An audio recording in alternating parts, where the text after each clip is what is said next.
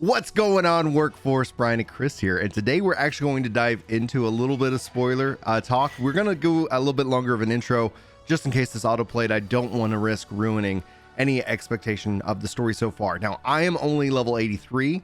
I have not even made it to some theoretical first trial. If obviously patterns, kind of fill out that you would expect that there's going to be some kind of first trial, maybe around the level range. Historically, they're 83. Historically, the second trial does whatever it wants because it's 87, 87, 89. Or 57, 67, 79. Yeah, so if you've already been that far into the story, you should be absolutely safe as a part of this discussion as it relates to Endwalker. And so, honestly, I have to say I'm very happy I've finally been able to step in. I've been able to also beat the Q boss 2 times this weekend, which is a really thrilling thing. And so I'm really happy to see that. Well, honestly, when I got in, it was like, if it was under 2,000, I felt pretty confident that it wasn't going to kick me out. Once I start seeing 3,000s, I never can get in. And it's just because of the 2002s, which, if you guys aren't aware, is getting patched tonight. It's getting patched tonight. Game's going to be offline 8 p.m. Pacific time. So that's 10 p.m. Central. Comes back tomorrow. Going to test it out on Tuesday for you guys to see if that resolves it personally. So honestly, it's, I think, a spot of luck because I literally just said, if it lets me in. What time of day was it for just to have a bar 3 o'clock, 3 o'clock, and then on late in the day. Yeah, like cool. I think essentially why my theory that I was able to get in this weekend was because Spider-Man came out, and I think a lot of people who've been just marathoning Endwalker probably wanted to maybe go see a movie. That was my hope. That literally was like, I was like, I'm wondering if they're gonna go see Spider-Man. How can you like other things? How can you like other things? You have to only like Final Fantasy. Spider-Man. I figured Spider-Man would be my hero, and so far, anecdotal information, testing. I saw Don't Look Up with Leo and J-Law, and I enjoyed it. Yeah. Okay. I enjoyed it. It's cathartic. So if you didn't like Bo Burnham's Inside, you're like, that dwelled a little on 2020 for me. Don't Look Up. So I think we've now come to a point where hopefully if you needed to bounce out of the video, that you've bounced out, and everybody here has experienced the story up through level 83. A couple of notes that I want to say. I absolutely adore the accompanying missions, and I find it a little bit jarring. And this isn't a critique. It's just like, I want more of those in my life. And maybe if I had more, I would think the opposite. But we still have those ones where it's like, okay, go talk to this, position, and they go ahead and jump ahead. And then there's the occasional times where I'm running alongside them. And the fact that I can get like even more information about where I'm at in the zone by going to those special spots, I adore that. And honestly, I'm like, I want more of that. I don't know if anybody else feels that way. Maybe it gets horrible and they just keep doing it more and more into the story. But as far as it goes at level 83, I keep going, man, I wish there was more accompanying missions as a part of how, instead of like, oh, they're just going to go and hop over here. What do you think, Chris? So there's 2 that you did very early on. And we're going to have this for everybody in the comments section that's like, I want to talk about the future. We'll get there. We're going to record these in sequence because we can only have Brian's viewpoint of this point if we record now. Yeah. The first kind of big 2 that you do, you're in Old Shoreland, and there's all this optional stuff. Yeah. That you can learn about Old Shoreland. The same with kind of reading the different books. You can really spend time reading the books. And so there is a ton of Shoreland lore. And these were a great narrative storytelling device for everybody that's like, I want to know what's going on with Old Shoreland. And everybody who doesn't, you don't have to. Right. Except that you ran around and picked up all your Aetherites first. Yeah. And you went to teleport, and it leaves them behind. Really? And so what I think when they presented it, they kind of implied that it would be like heavily optional. Yeah. Like this is a feature that is meant to be story nerds and story skippers can now exist in parallel. And it really feels like story nerds, you story skippers are going to have to, I mean, it's better than Slash Beckon. And so like, it does kind of feel like you're like, oh, cool. So I can just skip it. And then you try to Aetherite jump and you can't. If you try to mount up, you leave them behind. Right. You can't. And so like, it really does feel a little bit like an anchor. Yeah. From that perspective, I get it now. Yeah. Like the Favner one, you asked, what fish did you guys sell? And chat was sounding off which fish they sold. There are different outcomes. Yes. You immediately said, I can't wait till New Game Plus to see, like, can you sell all 3? absolutely you can sell a 3, because I'm seeing people sell the first one or the second one or the third one, and so like all of them have different outcomes. And it kind of makes me wish New Game Plus was more granular, because you're going to have to replay the whole chapter to get to that point. You know, instead of saying like, I just want to pick up at sell fish. And like the StarCraft 2 would have like a challenge log for like, okay, go sell all the fish and we'll give you a fish minion. You know, so yeah. I think there's some exciting opportunities that they're opening. Effectively, under the hood, what it is it's a slash follow. Yeah. And just like slash follow, if you slash follow on me and I mount and I outrun you, slash follow will break. If I go through a teleport in like an alliance raid, slash follow will break. It's effectively a slash follow. They are able to kind of like clip through cliffs and clip up cliffs. So like you can't leave them behind by like taking a staircase. So they're a tiny bit better than slash follow, but it's marginal. I liked it a lot more than the beckon. You know, obviously with the leave quest. Yeah, buddy. I like pulling my toenail off with a door more than slash beckon. That's awful. So that's horrible. We got to get that on a shirt. Slash beckon is there to say, sorry, keyboard and mouse players, but we have to make sure the controller players are inconvenienced. Yeah. Like, okay. Right. Okay. Because I have an up arrow. Enter, up arrow, enter. You're like, what? I have to bind this? Like, what is the play? Yeah, bind this this one emote that only is a part of. I avoid those things. Anyway, that's like off topic for the story itself. So I think there's some cool stuff happening there. Yeah. When they presented it, they kind of implied that conversation was going to be more like as you walked, they're like conversating. Like as you walk by something, they just talk aloud. And I pictured that being the way like WoW handles lore, where WoW will sometimes put a little bit of lore in game where they just talk at you. Exposition. Well, Destiny does this. A lot of action RPG or action MMO, you know, that style delivers that kind of content to you. So while you're doing the thing that you're like the combat, the characters are then like feeding you that level of exposition, like, oh man, look over to the right and I can't believe, you know, etc. So it is a delivery style. I did think that they were going to do that. I'm just saying that I actually really enjoy it. Like as a non-story skipper, like I'm like, this is really nice. I want more of it. Like I really would love at some point, like if we just said, what if they just leveled up the trust system and literally you've got your characters. You're like, I'm just running around the world with these guys. They're just following me where I go. They're just throwing off like bits and pieces of stuff. Like this is great. So I bet they build it into future beast tribes. I think it's the new beacon. It's the new escort. I think I don't see why escorts moving forward wouldn't use this technology. All right, we got to shout out Chili Demon in chat saying Becca's the new part of emotes. Oh, you guys are the best. Oh my gosh. Anyway, let's talk about I guess the first real shocker, Labyrinthos. Like I was sitting here like, oh yeah, it's on the moon. Look at the artificial sky. Yada yada yada. Perfect. This is great. It's under Charlatan.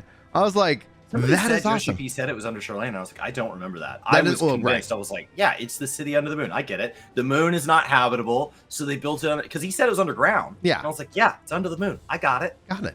We're good. And they were like, do you want to go? Like now? Now? Like, yeah, it's right downstairs. Downstairs. Downstairs. The I obviously like I got a couple of theories, right? So the first to get on the boat, I feel bad for anybody who's starting that cutscene, because it's a long cutscene who didn't have audio turned on. The opening, yeah. Because it doesn't warn you this is going to be a long sequence. Yeah. Get your popcorn, and B, it doesn't have like a test cutscene. So for anybody who had like their game audio off, it's the very first cutscene of the expansion is like 40 minutes of exposition. And somebody told me that if you push escape trying to redo that, it just dumps you into Charlatan. Yeah. Like, nah, you got it once. Like you had your chance. You had your chance. The I really appreciated the callback to my 1.0 Limson entrance. Like if you guys see that scene, any 1.0 players literally know, like that is like shot for shot how that kind of scene played out, except for when you come out on deck, you don't see Hydaelyn, you see like the ship is being overrun by monsters and things like that, and that's where your Stola, you meet your Stola, and she's like puts up her like bubble shield and whatnot. So it's like it was so cool to hear, think, feel. I was like, okay, this is really like bringing it all back for me 100%. Like, and I love that aspect of it. Stepping to Old Charlatan, this place that we've only heard of, right? That it was like, and then when you learn that originally they designed the game, they were hoping to launch with 6 different starting cities, Charlatan being one of them. Actually kind of finally stepping into this thing that's a part of this grand vision that they've had for the game for a long time. I was like, this is really, really exciting. I love the look and feel of it. And then all of a sudden, I really am it's really interesting to see the lore, the bureaucracy, the forum, and how all that's starting to unfold. And obviously, like, one of the real shockers was how, like, even the forum members, if they wanted to, they couldn't, because they're all been under this enchantment that has to have like 90% of the forum to officially share what the sacred duty is. No idea, but my theories, obviously, especially as it relates to what they're doing in Labyrinthos, is it sounds like they're building some kind of arc. Whether and then so to two things, like they said that these aren't the end of days. Like, that's what they keep saying. This isn't the end time. And so one of two things is that they either believe that, in that regards, or they're lying so they don't cause panic so they can fulfill the sacred duty. And then the thing I keep wondering is, like, are they going to try to, like, is Labyrinthos so designed that it can move? Are they going to launch that? Like, we're going off planet here, or we're going to go to Mericidia, or we're going to do whatever, because they've kind of talked about Mericidia and talked about, like, how cultivating and these things. Like, it's just utterly fascinating how that's all coming to be. It's this great mystery that I'm looking forward to solving. I think the boats going in reminded me of, like, Willy Wonka, and I pictured it being more of a bunker. So yeah. I pictured it being more of a, like, the world's really screwed up, so we're gonna take 2x2 inside. Yeah. And we'll have this little, like, front on the top to make money, because we need to make money, but we're gonna, like, Atlas Shrugged, take the best and brightest, and we're gonna just slide down into Bioshock land, and we'll see you guys later. When the nukes go off, we'll be underground. Sounds awful. So, like, that's what I pictured. So when they talked migrate, I think my first thought was, like, why would you need to go anywhere? Right. Like, you've got trees, you've got monsters, you've got gardens, like, it's all here. It's massive too. It's massive, built out of a hollowed out volcano. And I was like, that's, like, so fascinating. It's big. It's real big. So that was a big shocker in terms of just its location. I know, it's got its own ecosystem. It's really quite impressive. So it's not just book knowledge and data, but it's also, like, life, plants, animals, creatures, things like that. But it sounds like they're building up to try and survive for some period of time. They think that this end of the world would last for, like, just like you said, kind of a fallout. And then it's like, at some point, it's like, okay, we can reemerge and recultivate and rebuild or something of that nature. So really quite interesting. I can't wait to see where that thread goes, especially as it relates to the forum. I really loved the forum scene. I really loved it, and how obviously Y'shtola used the line from the trailer, really connected. And like, why am I drawing a blank on his name? Montego. I've been in people's streams every time, like, a trailer line gets used, and they're like, "Yes, they said the line." But obviously, with the teacher talk, I kind of like how he kind of stands up for them, and the forum goes to where we don't get kicked out of Charlene. I thought that was actually, like, really, really cool. How I would be like, crap, if I get kicked out, I can't come back for a while. That's gonna suck. I'm really bitter because I look at how, like, a game's mechanics work, and I'm like, no, once you give me an Aetheryte, there is no mechanic within 14 to take one away. They've never taken one off of our list. So every time I'm given an Aetheryte, I'm like, well, that's mine now. And so they're like, well, you're not going to be allowed here later. How? And so, like, it's going to blow my mind the first time that 14's like, and you've unattuned. What? What? But, like, the problem solver means, like, okay, but what do you do about somebody who finds their way there and gets stuck? Like, I'm sure you, in, like, the software side of things, you're like, what do you do about fringe cases? So it would have to be a really clean feature to kind of allow them to take things away. Unless they, like, segment it off, right? Like, I'll let you go to the Aetheryte, but you can't walk away from it. When I was, like, in chats saying Monteshane, it's not Montague. So I was like, I know that's not right, but Monteshane makes me also then tie into the Fly Me to the Moon. Monteshane, like, when it's obviously not the same song, but Donka Monteshane. That's what it just. I started thinking silly thoughts with this name, but. Learning about, obviously, the theory with more about Aether, and then essentially even going into Thavnir, where they are talking about how emotion is this other type of energy, which we commonly like, which is kind of this unknown, and it's hard for them to test it, but this another layer outside of ethereal kind of, like, I guess, theory and practice, and as it relates to magic, really kind of interesting to see that culture and that mindset. And obviously we got the flower from Heidelin. And then that blew me away when we saw Kral speak as a part of Heidelin. being a vessel in that regards, it was really cool. And then her talking about how she shepherded 2 souls, Minphilia's souls, back to the source so she could rest here. But then obviously a second soul, which in my mind, my theory goes to, I wonder if she's bringing Reen across. And I don't know, if that's the case, nobody say anything, please, whether I'm right or wrong. Yeah, but don't check the comments on this video, Brian. And I'm not checking comments. I'm still making prog. Still making prog. So, but that's the first thought. Anybody that corrects you. No, it's and is ahead of you. Yeah. No. So the because you said a lot. So yeah. How do you feel about the elephants? I love them. I absolutely love them. I was like, I cannot believe that they introduced a new race of people with new personalities. And by the point you're at, I already was like, that's my buddies. I really like them both. It's weird, but I like their, they have this great work ethic. They got this great, I feel like they have this really good balance kind of approach to life and how they think about it, and like valuing, just like relationships and valuing research. And, they just seem to be like this rounded, and somebody who I would just I would love to hang out with them in real life. Like that sounds like a really good group of people who are very just generally interesting to kind of learn from. And then tying it into kind of just how they view the world and the Aether and things like that. I thought they were really great. And I was obviously really connected. I suck with names, but when she gets, pulled into the tower by chains by Fandaniel, who we learned was, Asmon, or Amon, as a part of his Sundered soul. And that actually helped, because one of the things that people are like, oh, we learned this in Shadowbringers.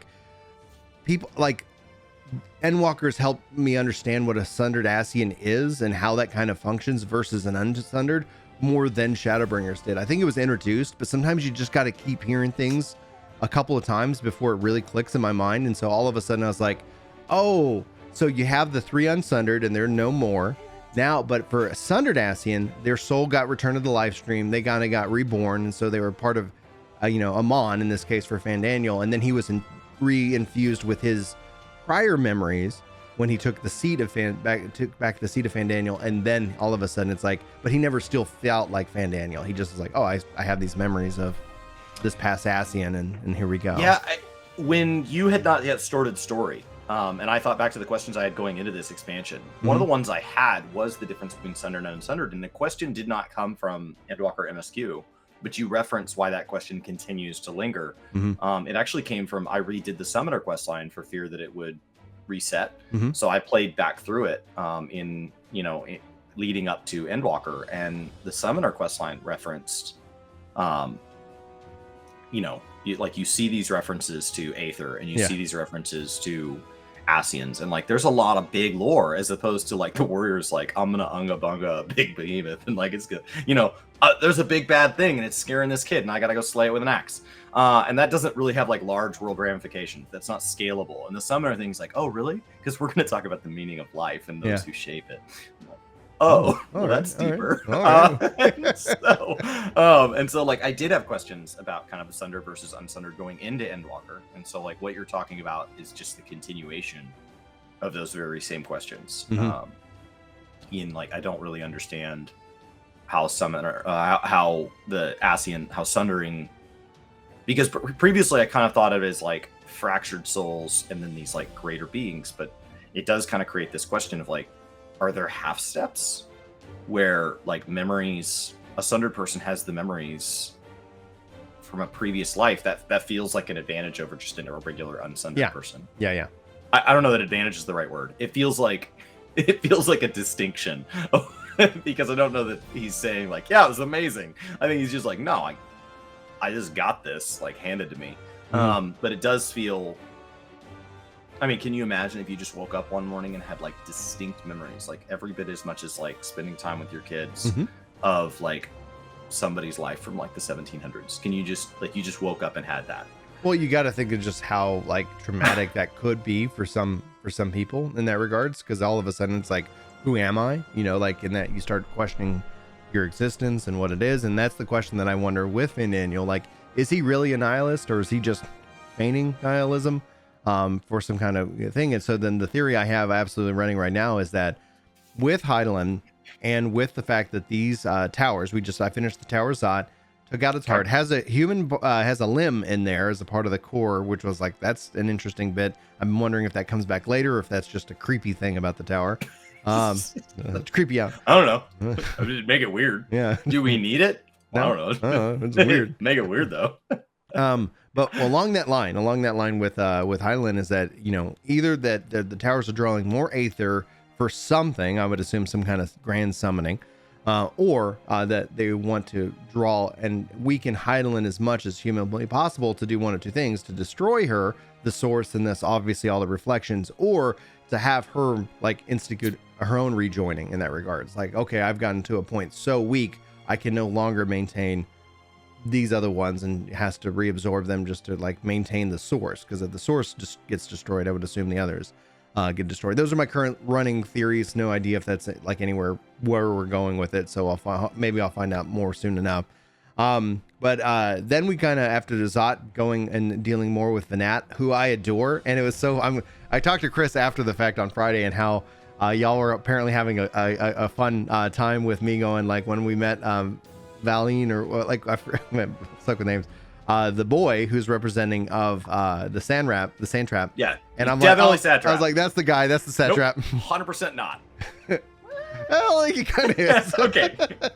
And so obviously the satrap truly being Venat, but obviously his eye infused into the boy who's his like eyes and ears representation out there, which was a perfect thing for having it being an Ra, because they are part dragon in that regards from their lore. So it just kind of felt really like a good representation of that race. And then obviously the human Ra, who's feigning to be the satrap, you know, in that regards, and then him supplying the dragon cells. The coolest thing that I felt like we learned, Vitra, thank you. The coolest thing we learned from I think that storyline was that with Midgard Stormer, that he felt like this was the safest place, the best chance for dragons. So that's why they came to Hydaelyn after it's been sundered. Was one of the questions I've seen asked, and maybe it was answered through some other avenue prior, but having it confirmed as a part of MSQ for me, I think was a really nice touch. That, yeah, that's why we don't see dragons on the source. Dragons came to the source after all the sundering had happened, and he felt like that was the best chance for them.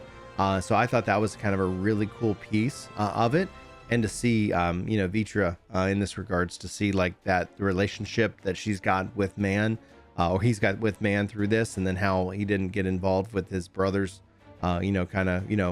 stance over there in with the whole Dragon War, and obviously seeing the relationship with Estinian. I was like, oh, that was a really cool play, especially because they were in, and he's like, all right, enough with the charade, and raise the curtain.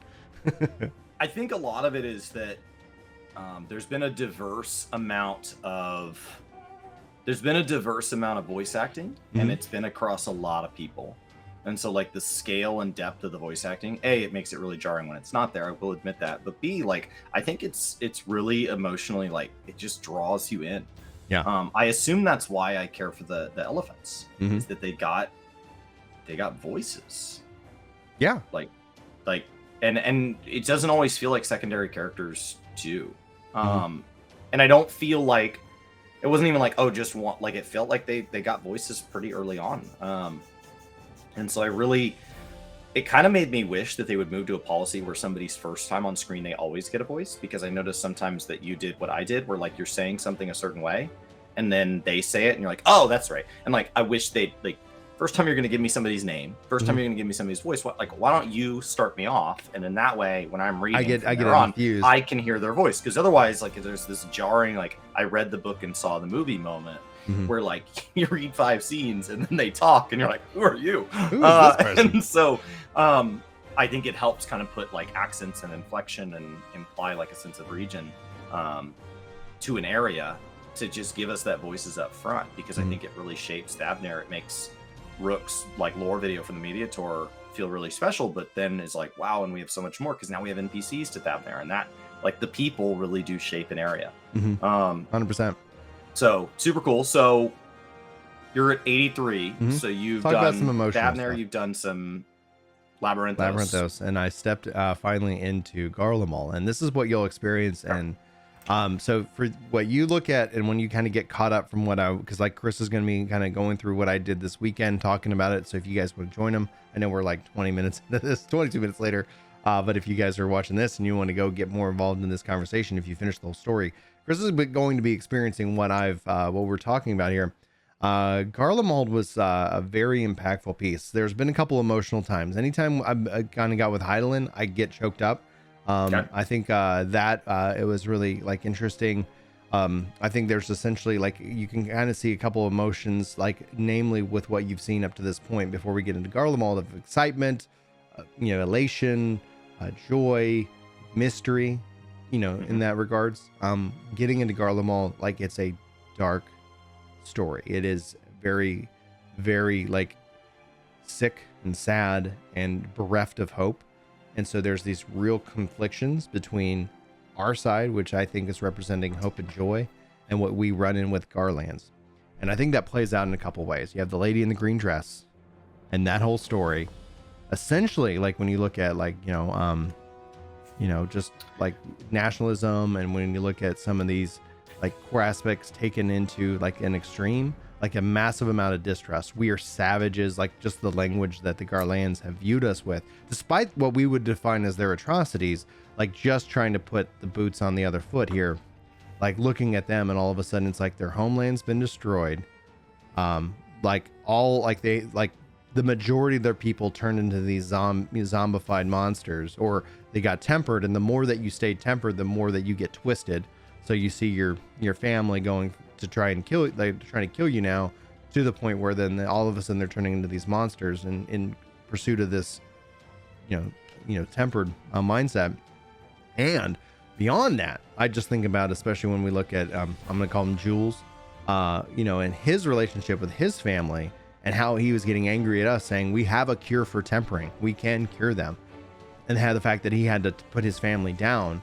And if somebody, like, you think of yourself in that kind of mindset, like the joke was, like, hey, if there's ever a zombie apocalypse, what do you do? And my family gave me a hard time. They're like, what if Julie turns into a zombie? I was like, well, I would just kill her. Like, she's a zombie. And they're like, what if there's a cure? Like, at that moment, like, you're putting everybody at risk. In this case, like, he's like, they're trying to kill everybody. We have to stop them. And then all of a sudden, a couple of, like, however long later, we come in, we're like, oh, there was a cure. Like, oh no, like his resistance to that mindset, I thought was very like set and made sense, right? So I was like, yeah, he has to deal with that. Yeah, it's that much knowledge. Easier to rationalize that, like, because if the cure comes later, you have to let that decision live where it is. Yeah. Right. You can't go back and say, okay, because something was invented in 2020, people in 1980 were morons. Like that, you can't do that. You have to operate within what's available and possible at the time. But if imagine being on that threshold. Right. Imagine being like right on that. There are people that cross where like, right. And you see that, especially if you go back to when communication was more primitive, where like a civil war ends and there are still battles being fought. So like when you study the Civil War of the United States in history class, you actually study in order, and like you get to the end and you get to the end of the war.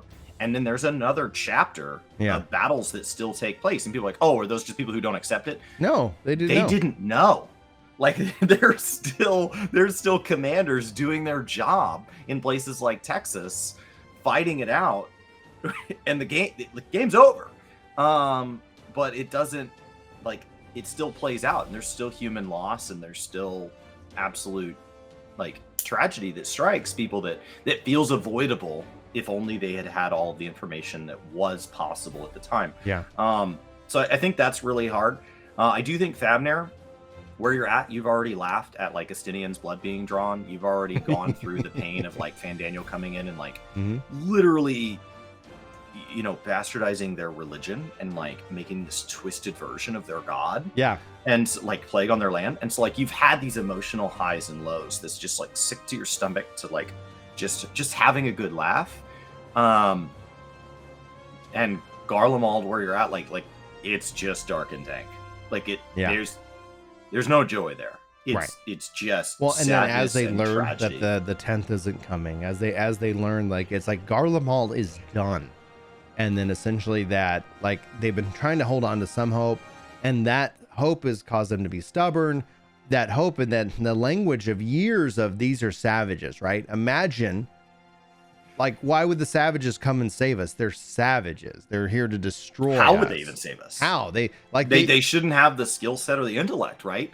Like one of the things that you would have to do to hate somebody with that much power is you would have to dehumanize them. Yeah, we've been dehumanized so much that they can't reconcile in their minds that they don't care for their kids. They don't have hopes. They don't have. They're just. They can't read. Savage. They have no technology, etc. Instinct. So like this whole propaganda machine for years is actually now biting them in the butt, because it's like they now have to reconcile that what they've been taught is a lie. They now have to they have to do all these so many acceptances in such a short time that it's just like it is just chaos, right? It is chaos, and there is this sense of like, okay, like. And so it's just people have to process that, and I'm appreciating that the story itself isn't, oh, you're here, oh, we were wrong, oh, we're friends and allies now. Like, it's like legitimately, no, you're our prisoner. And I do want to say I appreciate so much that they know we're the champion of Eorzea. It's not like we're going on these quests to sit here like, oh, help me out with this, oh, you're really a great hero. No, it's like, oh, don't even bother collaring this guy. He's the champion of Eorzea. It wouldn't hurt him in the first place. Nothing we can really do to keep him at bay. Okay, so you're in the subway. I don't know how far you are. I got to the point. I watched your play. I'm 8 hours behind in your playthrough. I got to the point where we had the counter offer, and then obviously the suicide. And the suicide hit me hard. Like the suicide part hit me hard. There was no trigger warning. I was angry. I don't think I played cried for like 20 or 30 minutes. I was just mad. Yeah, I cried. It hurt. I felt that so much, and it really made me angry. It made me sad. I had so many emotions. I don't know your relationship with suicide. So my family has some suicide in it. Right. Like, I think anybody would. My family, so the suicides in my family, most of them center on people who have served. They went off to war, and they were told to come back and be normal human beings, and they were not able to make that transition. Right. And so there are a lot of like very young. When I was a kid, I remember being taught about suicide. Probably around the same age I learned about death. I mean, I remember being 8 or 9 years old and having these conversations with my grandfather, these dark conversations. And my grandpa's view, because he lost a couple brothers to it, were because he served, was if you need to take some time, you can always just leave. And like, yeah, it'll hurt us, but like, you can leave your wife, you can leave your kids. And the phrase he would use is collect driftwood. Like that you can just go be homeless somewhere. And like, if that's what you need to do, if you need to go jumpstart your life somewhere else, because you can always come back from that. And so if you need to pick up your life and you need to just go be someone else and not take a phone number and not take contact information, like, yes, we would be hurt, but like, you can come back 5 years later, 10 years later, and we can try to heal that. And so I just remember how mad he was at his brothers for saying, I can't have my normal life, and I can't get past this, and I'll never be better, and I'll never heal. And then making a permanent decision to something that he always viewed as temporary. And so because of the age that I was taught that, I remember growing to be really, really frustrated at that loss, at the loss of, at a non-emotional level, the human potential, just the you're capable of still impacting the world in a positive way.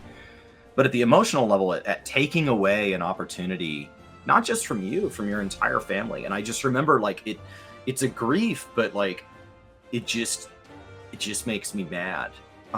It makes me mad at them. It makes me mad at the situation that caused it. It makes me mad at me for being mad at them, because that's not fair, because I'm not where they're at. And so like, it makes me mad at my own family for like teaching me that this is a healthy way to deal with this. And like it just makes me mad across the board.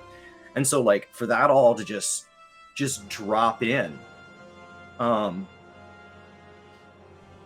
like it made me cry. It made me angry. It was a lot to deal with, and it made me mad at Square for putting this in a game that, like, there are games out there that tackle hard subjects. Yeah. 14 tackles some, but it's usually optional, right? When you think about like Sestasha having gross stuff in it, it's in a side room. It's not even required to clear the dungeon. Like when you think about these moments, that's the example I go to because it's early on in the game, and so I can say it even in like non-spoiler streams. But like when you think about these things, like Sorrows Overlit's dark, but that's optional content. So to mainline this with no trigger warning, when you don't know what somebody's gone through, when you go through 2020 and you come into this, like it just, I don't know why, it just made me angry. And it was a lot of feeling. It's a lot of feeling to take on. Oh yeah. And like I was, you know, he's obviously not a real person, but it's still that the story in itself is incredible. In that point where it's like having just spent a little time with him, it's like, no, don't. Like, can I infuse you with the knowledge that it will be okay? And you're not wrong. There will be war profiteers. Like, his lines speak true. It speaks to what I believe is going to happen after Endwalker. Once there is no more big bad, we're going to fight each other. Like, that's the theory that I have. That, you know, this concept of peace, it's like there's still going to be opportunists. You still have the syndicate. There's still these threads of these, like, you know, of people who will try to take advantage out of fear. Like, you know, and that's one of the things Varys hit on. That's one of the things that, in that regards, this moment, because like one of the things I say, like it was relates to suicide, like we got very lucky. Like my uncle tried to take his life, but he survived it. And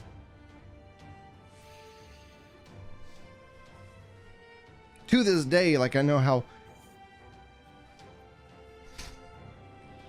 that's hurt my dad so bad, you know, and we're lucky because he survived it. Not everybody gets that opportunity. And I know, like, one of the things I usually relate to all this is that, you know, there's this mindset that what we go through is unique to us. But Stephen Colbert said that it's like in suffering, like we become more human. He often is amazed that people don't ask him more about his brothers and, you know, and his family. You know, it's like, it's something that makes us more human, more connected to one another. Because like the individual instance, you know, is personal, but that loss, that suffering, that connection, you know, like that's something we can relate to. So that it's like, there was a story about like a woman who was grieving, and I think the priest said, like, go tell your story to everybody in the neighborhood. And she came back more connected to the neighborhood because people can relate to that. You know, they can relate to that in ways that, like this instance with this individual, so complex of emotions, because there is anger. Like I did not like that. There's also this sense of like emotional, you know, piece of it. Like that wasn't necessary, not from a story perspective, but he didn't have to make that choice to, you know, continuing on, you know, going forward. Like that choice has been made, you know. It's kind of, you know, I don't know why, but it's like, you know, like with same thing with Aerith, where Aerith, he obviously didn't, you know, take her own life. That was chosen for her, you know, in that regards. And that became such a big moment in Final Fantasy VII to a lot of people. This feels like that this has such gravity. It makes me nauseous and it makes me sick. It makes me sad. And it's a lot to take on in a video game. Right. And I didn't see it coming. I was like, please, no.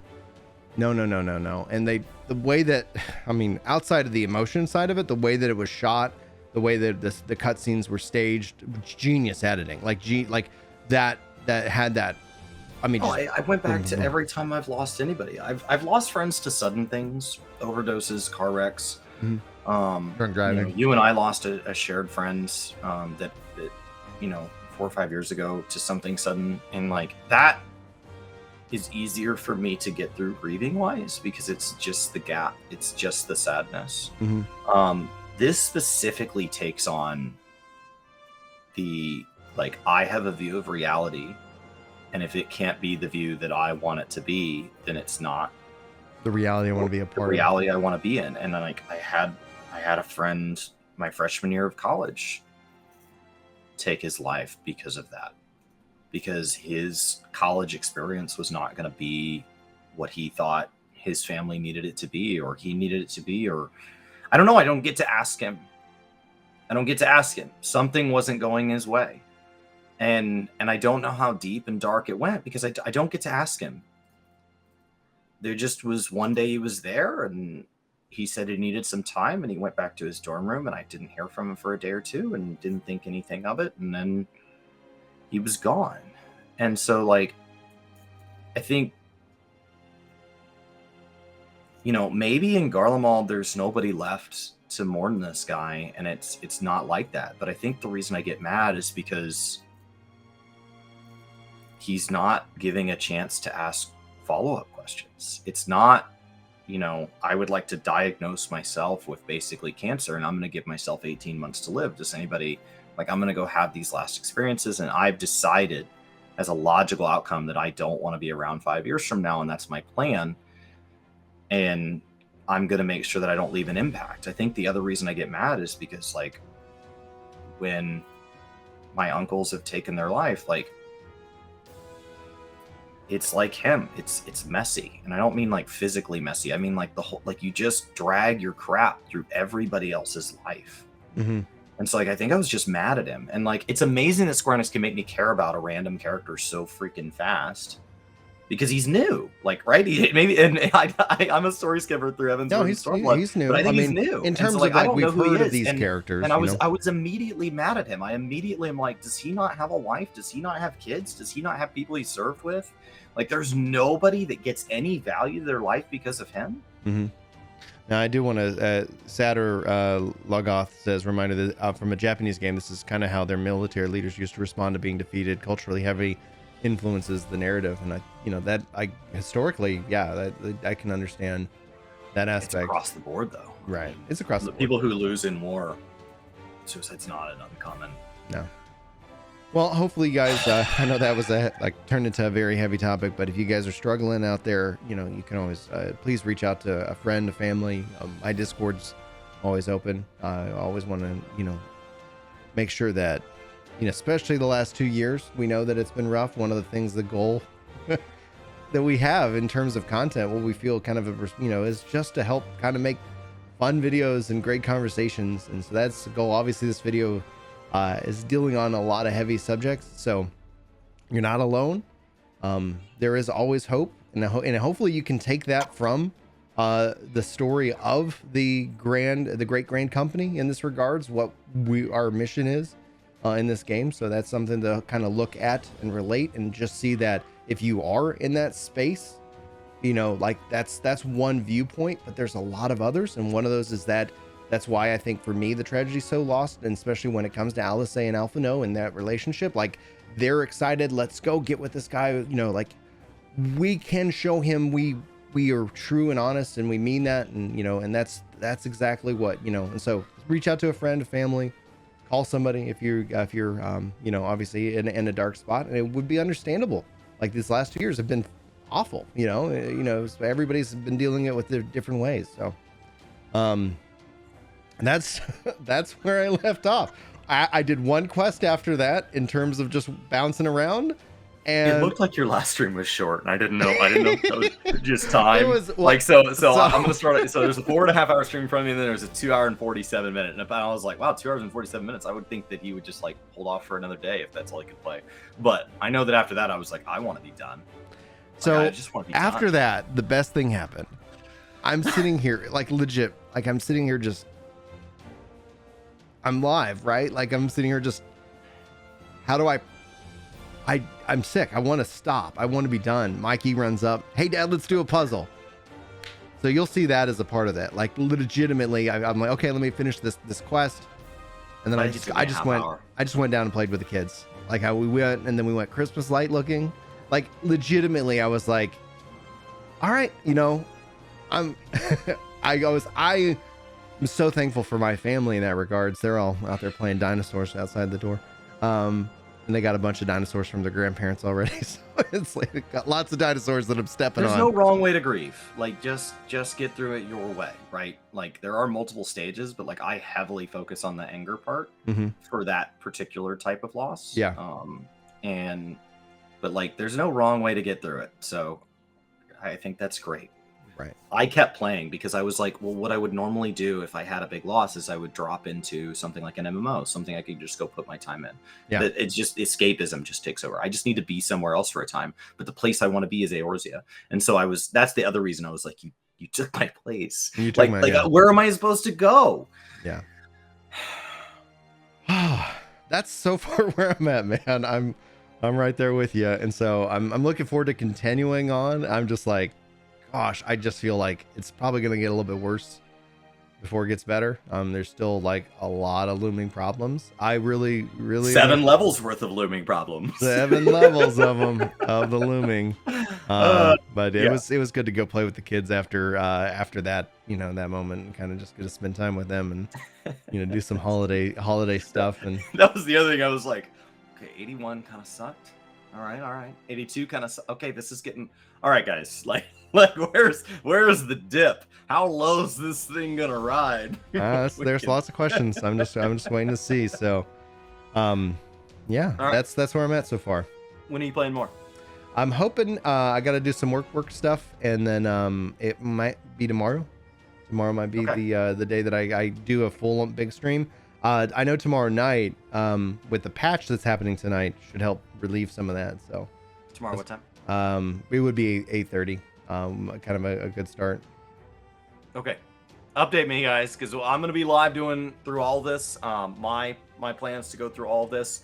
I have about 8 hours of your footage to get through. Yeah. And I don't have 8 hours left in stream today. So I'll let you know. I would need to if I'm not done with work stuff, then I'm gonna have to. I need to do the work stuff because officially, like, I'm going to Six Flags on Wednesday, so. It could even be that I kick it off tomorrow night. I'm gonna try to get a day's stream in and really get as much prog as I can, because that's what I want to do. But we got to make sure that we have enough money in January, because it's like, all right, with a holiday, like when I take holiday, I don't get paid. I don't get PTO. Like it's. Yeah, I was talking about on stream earlier. My stream schedule's all over the place because my family all seems to have in their mind that like, well, you're your own boss. Can't you just like not work? Sure, and not get paid too. So if you guys want to give a Christmas gift, go hit a playlist over on Gaming Kinda Work the Game or Ginger Prime. That is exactly how that works. That's literally like that's they the scale way perfectly. We just need like 10,000 people just like marathoning videos. Cool, great. I'm taking a week off. I'm gonna go get some rest. So thank you guys so much for the support. Hopefully you guys enjoyed. Chris, why don't you take us out? I might actually run this also as a podcast in MP3 form, just because we're at an hour pretty much. Do it guys. We're gonna keep checking in with Brian every time that I can, hopefully like every 8 to 10 hours, for however many hours that is. I know how long Endwalker lasts, he does not, and so hopefully you guys are enjoying this along the way. We're just trying to kind of document this because we've looked back and we're like, I wish I had pictures from before. I wish I had. And so I think this is a really special moment in Final Fantasy's history, and we are enjoying sharing this journey with you, where I have completed it and Brian is going through it for the first time. So hopefully you guys are enjoying it too. And either way, we'll see you next time. Take care.